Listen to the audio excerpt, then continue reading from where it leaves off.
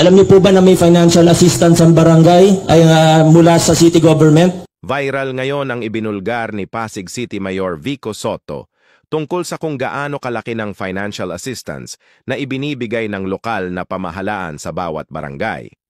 Anak siya ng kilalang komedyante na si Vic Sotto, pero mas kilala na ngayon sa pagiging tapat at bukas sa serbisyo. Marami ang nagulat dahil hindi pala alam ng karamihan kung gaano kalaki ang halagang ito.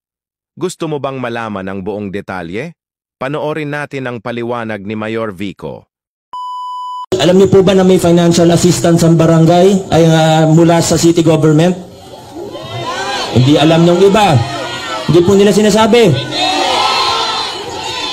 Kada barangay, pag maliit na barangay, may 3 million kada taon mula sa lokal na pamahalaan. Hindi pa po tapos. Pag malaking barangay, meron pong 5 million mula sa city government sa baba ng barangay. Nakakagulat na marami pa palang hindi nakakaalam sa ganitong financial assistance na ibinibigay kada barangay. Kung totoo ngang malaki ang pondo, bakit parang hindi ito ramdam ng ilan sa mga residente? Saan napupunta ang pera? Dapat siguro ay mas maging transparent ang barangay sa paggamit ng pondo para alam ng tao kung paano ito ginagamit at kung sino talaga ang nakikinabang. At hindi pa pala dyan natatapos, meron pa pala.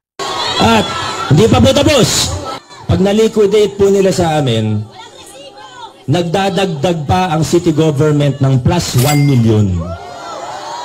Ngayon lang natin nalaman na ganun pala kalaki ang pondo ng financial assistance na natatanggap ng bawat barangay. Nakakabigla at nakakapagtaka kung bakit hindi ito alam ng karamihan.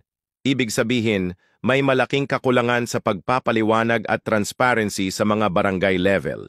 Kung maayos lang sana ang paggamit at pagbabahagi ng impormasyong ito, mas maraming tao ang makikinabang.